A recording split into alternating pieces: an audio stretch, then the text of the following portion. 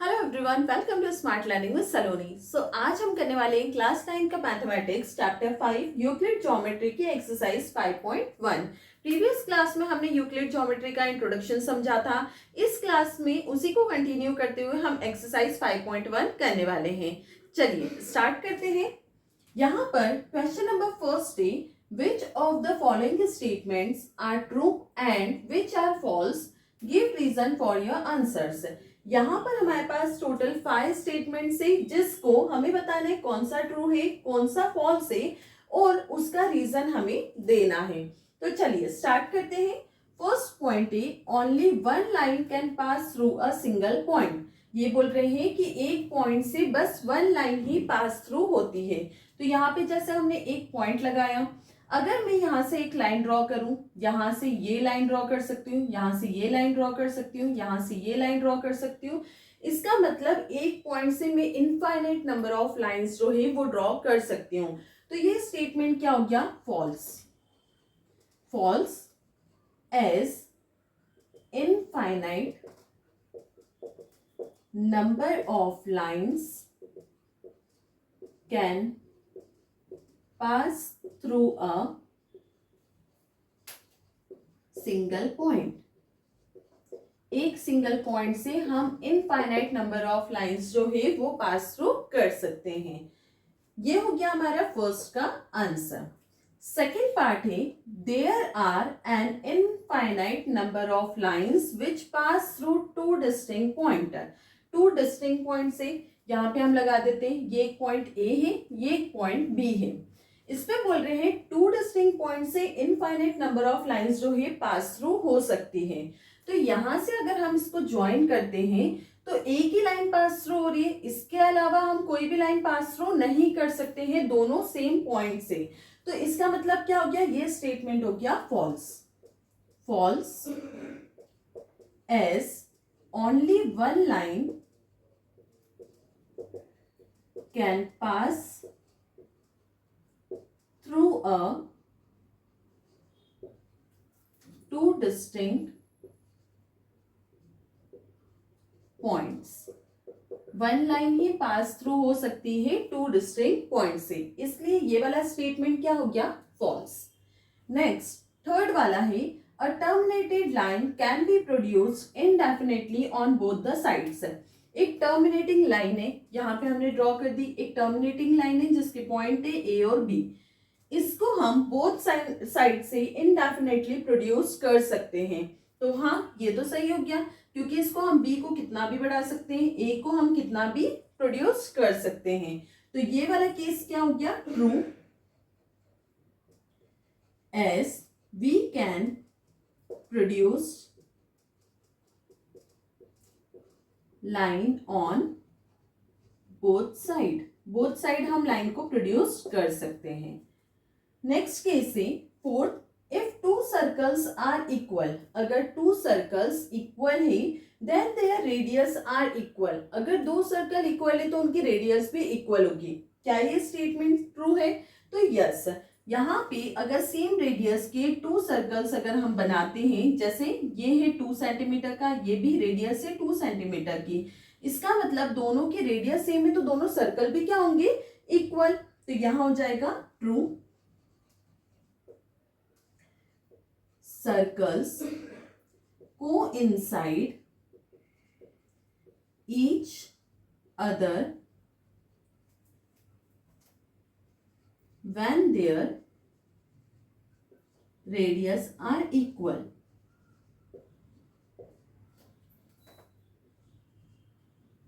अगर circles equal है then their radius are equal. Circle equal है तो रेडियस भी क्या होगी? इक्वल।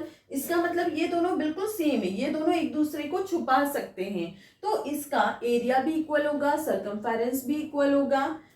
इसलिए ये वाली कंडीशन क्या होगी? फोर्थ वाली ट्रू। नेक्स्ट फिफ्थ है, in figure if A B is equal to P Q and P Q is equal to X Y then A B is equal to X Y. यहाँ पे बोल रहे हैं A B जो है वो P Q के इक्वल है, ए बी पी क्यू के इक्वल है, पी क्यू एक्स वाई के इक्वल है, पी क्यू एक्स वाई के इक्वल है। तो ए बी इक्वल होगी एक्स वाई के, ए बी इक्वल होगी एक्स वाई के। तो ये स्टेटमेंट हो जाएगा ट्रू, क्योंकि अगर कोई पार्ट किसी के इक्वल है और वो दूसरा पार्ट उस दूसरे के इक्वल है और यहाँ पे सारी लाइन सेम है, तो फर्स्ट पार्ट जो है वो थर्ड पार्ट की भी इक्वल होगा। तो यहाँ पे स्टेटमेंट आएगा true,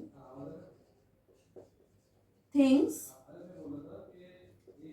which are equal to the same thing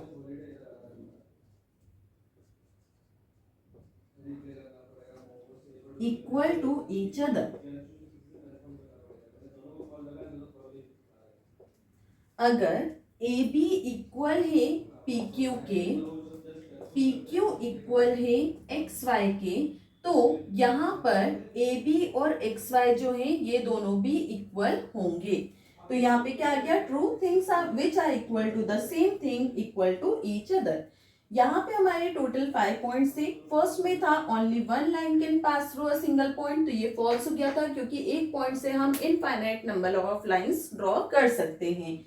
second था there are an infinite number of lines which pass through two distinct point, two distinct point से हम infinite number of line pass through कर सकते हैं। तो ये statement क्या हो गया, फॉल्स, क्योंकि टू डिस्टिंक्ट पॉइंट से सिंगल लाइन वन ही बनती है। नेक्स्ट है टर्मिनेटेड लाइन अगर है तो उसे हम इनडेफिनेटली प्रोड्यूस कर सकते हैं, तो ये सही है। अगर ए बी एक लाइन है तो बी की साइड और ए की साइड हम कितना भी प्रोड्यूस कर सकते हैं।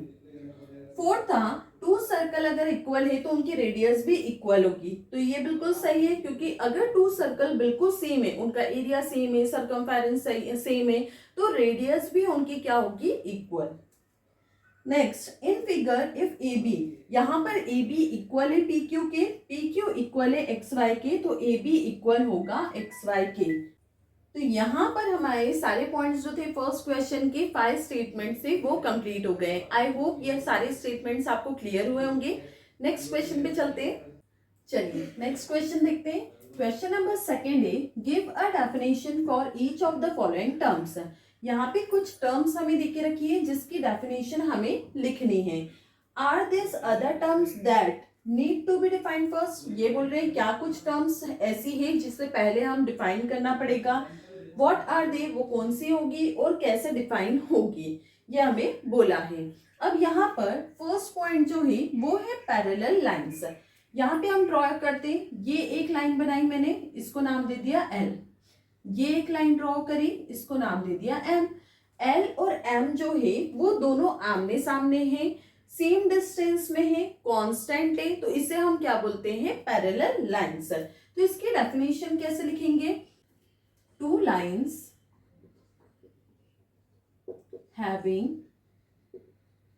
no common point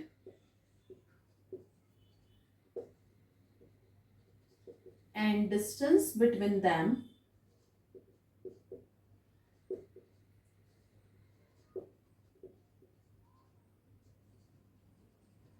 is constant, वो क्या कहलाती है, पैरेलल लाइंस।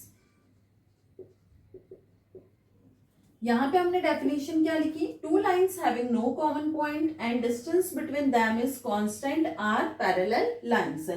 ऐसी दो लाइन जिसमें कोई भी कॉमन पॉइंट नहीं हो और डिस्टेंस जो है दोनों के बीच में कांस्टेंट है, उसे बोलते हैं पैरेलल लाइंस। मतलब ये दोनों एक दूसरे को इंटरसेक्ट नहीं करेगी, ना ही ये क्रॉस करके निकलेगी, तो वो वाली लाइंस क्या होती है, पैरेलल लाइंस। नेक्स्ट है परपेंडिकुलर लाइंस। परपेंडिकुलर लाइंस जो होती है वो दोनों लाइंस जब इंटरसेक्ट करती है तो 90 डिग्री का एंगल बनाती है, उसे बोलते हैं परपेंडिकुलर लाइंस। जैसे यहाँ पे हम ड्रॉ करते हैं, ये एक लाइन बनाई, ये एक लाइन बनाई, ये दोनों जब इंटरसेक्ट हुई तो इनने 90 डिग्री का एंगल फॉर्म करा, इसे बोलते हैं परपेंडिकुलर लाइंस। इसको हम नाम दे देते हैं, ये हो गया ए पॉइंट, ये हो गया बी, इसको मान लेते हैं ओ। ओ ए जो है वो इक्वल है ओ बी के, वो दोनों मिलके बना रहे हैं 90 डिग्री का एंगल। अब इसकी हम डिफाइन लिखते हैं, two lines which make angle of 90 degree with each other are perpendicular lines.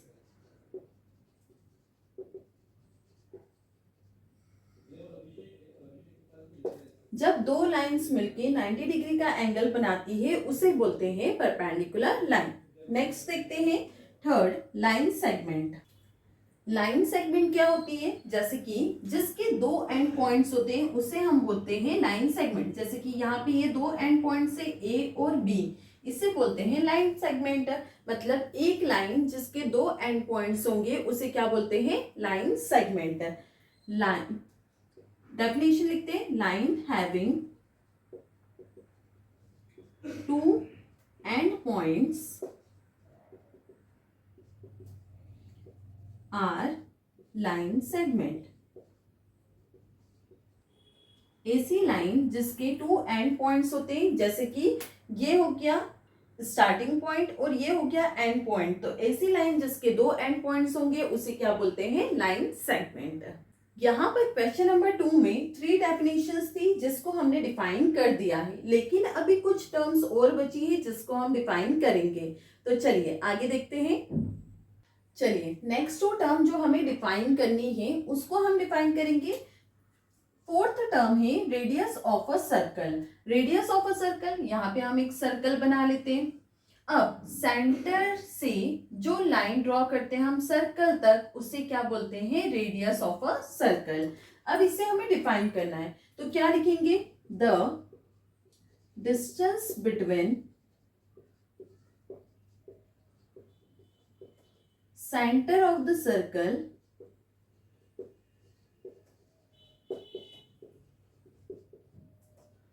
and the circle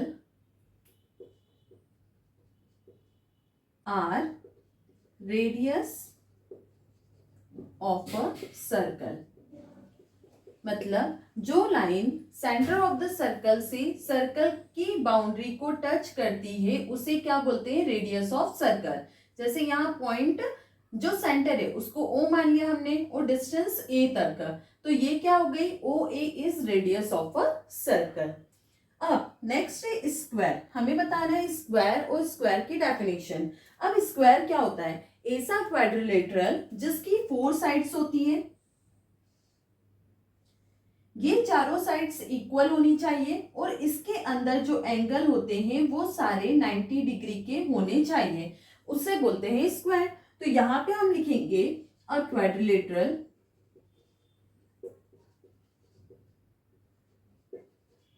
which have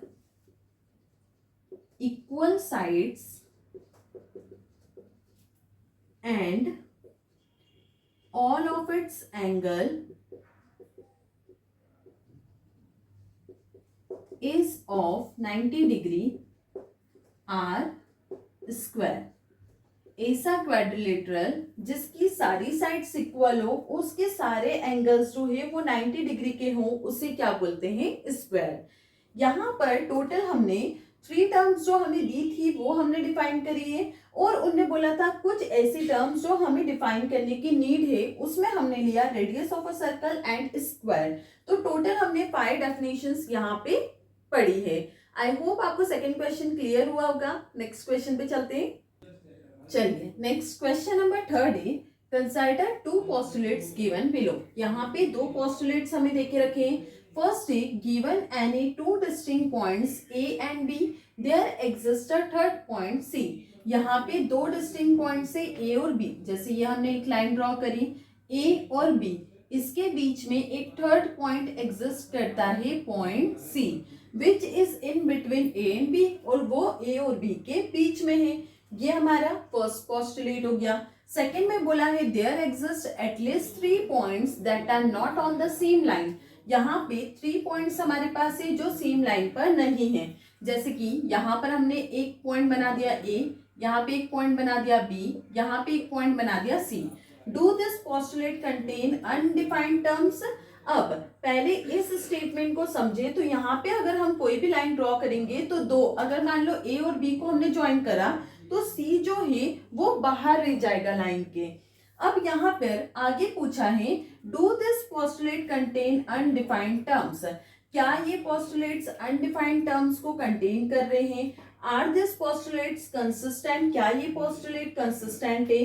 do they follow from Euclid postulate, क्या ये यूक्लिड पोस्टुलेट को फॉलो कर रहे हैं? एक्सप्लेन करना है। तो यहाँ पे मैंने सॉल्यूशन लिख के रखा है कि हमें कैसे लिखना है। यहाँ पर जो हमने पोस्टुलेट्स पढ़े हैं उसमें हमने पॉइंट और लाइन के बारे में नहीं पढ़ा है, तो हम क्या लिखेंगे? Yes this postulate contain undefined terms, इसमें अनडिफाइंड टर्म्स है पॉइंट और लाइन। ऑल्सो दिस पोस्टुलेट, ये पोस्टुलेट जो है वो कंसिस्टेंट है क्योंकि ये डील कर रहे हैं टू डिफरेंट सिचुएशंस पे। कौन सी दो सिचुएशन? जो पहली हमने देखी उसमें क्या है? Says that given 2 points, 2 points है ए और बी, जहां पर सी जो है वो लाई कर रहा है बिटवीन देम। वह सेकंड बोल रहा है given points A and B, you can take point C not lying on the line through A and B. Given point से ए और बी जिस लाइन पर सी जो है लाइन नहीं कर रहा है। अब इस सिचुएशन से हमें क्या मिला? यहाँ पे पूछा है do they follow Euclid postulate, और पहला पूछा था do this postulate contain any undefined terms, तो इसको हमने लिख दिया था हाँ इसमें अनडिफाइंड टर्म्स कंटेन्ड है। कौन सी? Point and line. अब ये फॉलो कर रहा है क्या? यूक्लिड पोस्टुलेट को, तो यहाँ पे क्या आएगा? No this postulate do not follow Euclid postulate, क्योंकि यूक्लिड पोस्टुलेट हमने इंट्रोडक्शन वीडियो में देखे थे, उसके अंदर लाइन और पॉइंट के बारे में नहीं था। लेकिन ये एक्सियोम को फॉलो कर रहा है। Given two distinct point there is a unique line that passes through them, ये हमने काय में पढ़ा था, एक्सियोम में पढ़ा था, तो इसलिए ये एक्सियोम को फॉलो कर रहा है। यहाँ पे हमारा क्वेश्चन नंबर 3 जो है वो कंप्लीट हो गया। नेक्स्ट क्वेश्चन पे चलते हैं। चलिए नेक्स्ट क्वेश्चन नंबर 4 थे, if a point C lies between 2 points A and B such that AC equal to BC, then prove that AC is equal to half AB. Prove by drawing the figure. यहाँ पे हमें बोला है एक point C लाई कर रहा है distance between 2 points A and B, तो यहाँ पे हम ड्रॉ कर लेते हैं। ये हमने एक लाइन ड्रॉ करी AB, इसमें पॉइंट C जो है वो लाई कर रहा है। यहाँ पे बोला है सच दैट, अगर पॉइंट C जब लाई कर रहा है तो ये जो है वो हो गया AC is equal to BC, ये हमें गिवन दिया है। हमें प्रूव करना है कि AC equal to half AB है। हमें प्रूव करना है AC इक्वल है हाफ AB के, और prove by drawing the figure, तो यहाँ हमने फिगर बना दिया है। अब यहाँ पे दिया है AC इक्वल टू BC है, AC जो है वो इक्वल है BC के। अब इसे हम प्रूव करना है, तो यहाँ पे बोथ साइड हम AC को प्लस कर देते हैं, तो जब इक्वल है तो दोनों साइड प्लस होगा। AC is equal to BC है, तो बोथ साइड हम प्लस करते हैं AC को, तो AC प्लस AC ये कितना हो जाएगा? 2AC equal to BC plus AC, BC plus AC करेंगे तो क्या हो जाएगी? पूरी लाइन AB। ये जो 2 है वो डिवाइड में चला जाएगा, तो AC equal to half AB, यही हमें प्रूव करना था, तो हैंस प्रूव्ड। यहाँ पे हमारा क्वेश्चन नंबर 4 जो है वो कंप्लीट हो गया है। नेक्स्ट क्वेश्चन पे चलते हैं। चलिए नेक्स्ट क्वेश्चन नंबर 5 है, in question 4 point C is called a midpoint of line segment AB. Prove that every line segment has one and only one midpoint. यहाँ पे क्वेश्चन नंबर 4 के रिगार्डिंग बोल रहे हैं, तो क्वेश्चन नंबर 4 में हमारे पास एक लाइन थी, लाइन सेगमेंट AB, जिसमें मिड पॉइंट था C। अब यहाँ पर हमें बोल रहे हैं कि prove that every line segment has one and only one mid point. हमें प्रूव करना है कि एक लाइन सेगमेंट का एक ही मिड पॉइंट होता है। तो यहाँ पर हम क्या मानेंगे कि हमारी लाइन सेगमेंट पर 2 मिड पॉइंट्स है। यहाँ पे हम एक पॉइंट वो बना देते हैं D, let C and D are midpoint of line segment AB जो लाइन सेगमेंट है उस पे 2 मिड पॉइंट से C और D, ये हमने लेट कर लिया। अब हमें प्रूव करना है कि एक ही मिड पॉइंट होता है, तो कैसे करेंगे? जैसे प्रीवियस जो क्वेश्चन नंबर 4 था उसमें हमने प्रूव करा था AC is equal to half AB। ये हो गया हमारे पास फर्स्ट। अब जब हमने AC equal to half AB लिया है तो उसके अकॉर्डिंग AD जो है वो इक्वल होना चाहिए हाफ AB के। ये हो गया हमारा सेकेंड इक्वेशन। अब दोनों को हम सब्ट्रैक्ट कर देते हैं, दोनों को माइनस करेंगे तो ये हो जाएगा AC minus AD equal to, अब half AB minus half AB ये पूरा कैंसिल हो जाएगा, यहाँ जीरो बचा। इसका मतलब AC माइनस AD जो है वो इक्वल टू जीरो आ रहा है। इसका मतलब इन दोनों के बीच में डिफरेंस जो है वो जीरो का है, कोई भी डिफरेंस नहीं है। अगर हम AC बोले चाहे AD बोले, मतलब यही अगर हम मानते हैं कि C और D दोनों इसी पॉइंट पर आ रहे, क्योंकि डिफरेंस नहीं है मतलब एक ही पॉइंट हो गया, तो इसका मतलब क्या है, लाइन सेगमेंट जो है उसका एक ही मिड पॉइंट होता है। तो यहाँ पे हम क्या लिखेंगे, therefore C and D are coincide. C और D जो है वो को इनसाइड है, मतलब एक दूसरे पर ही आएंगे। और line segment have only one mid point. Line segment का हमेशा एक ही मिड पॉइंट होता है। आई होप ये क्वेश्चन आपको क्लियर हुआ होगा। इसी के साथ हमारा क्वेश्चन नंबर 5 जो है वो कंप्लीट हो गया। नेक्स्ट क्वेश्चन पे चलते हैं। नेक्स्ट क्वेश्चन नंबर 6 है, in figure if AC equal to BD। यहाँ पे हमें बोला है AC जो है वो BD के इक्वल है, then prove that AB is equal to CD। हमें प्रूव करना है AB जो है इक्वल है CD के। यहाँ पे हम लिख लेते हैं AC जो है इक्वल है BD के, ये हमें गिवन दिया है। अब ये वाला पार्ट हमें सब्ट्रैक्ट करना है बोथ साइड से, क्योंकि हमें प्रूव करना है AB जो है इक्वल है CD से, तो ये जो BC है उसको हम सब्ट्रैक्ट कर देंगे both side. Subtracted both side by BC, तो ये हो जाएगा AC, यहाँ पे इक्वल है BD, दोनों में से माइनस करेंगे BC को। अब AC में से जब हम BC को सब्ट्रैक्ट करेंगे तो क्या बचेगा, AB, यहाँ लिखा हमने AB। और BD को जब हम BD में से BC सब्ट्रैक्ट करेंगे तो क्या बचेगा हमारे पास, CD। तो यहाँ पे हमारा आंसर आ गया। बट यहाँ पे हम क्या लिखेंगे, हमने जब सब्ट्रैक्ट करा तो यहाँ लिखेंगे इफ इक्वल्स आर सब्ट्रैक्टेड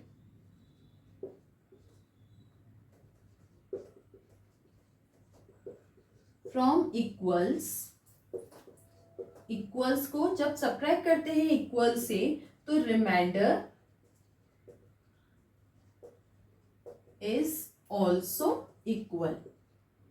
जो रिमाइंडर बचता है वो भी क्या होता है, इक्वल होता है। If equals are subtracted from equal remainder is also equal, मतलब जब हमने BC को इक्वल्स में सब्ट्रैक्ट करा तो ये दोनों हमारे पास क्या आए, इक्वल। ये हो गया हैंस प्रूव्ड। इसी के साथ हमारा क्वेश्चन नंबर 6 जो है वो कंप्लीट हो गया। नेक्स्ट क्वेश्चन पे चलते हैं। चलिए नेक्स्ट और लास्ट क्वेश्चन है, question number 7, why is axiom 5 in the list of Euclid's axiom considered a universal truth. जो एक्सियम 5 है यूक्लिड्स एक्सियम की लिस्ट में, उसे यूनिवर्सल ट्रूथ क्यों माना गया है। Note that the question is not about the fifth postulate. ये फिफ्थ पोस्टुलेट की बात नहीं कर रहा है। जिसने भी इंट्रोडक्शन वीडियो देखी है उसको पता होगा कि पोस्टुलेट्स अलग है, एक्सियम्स अलग है।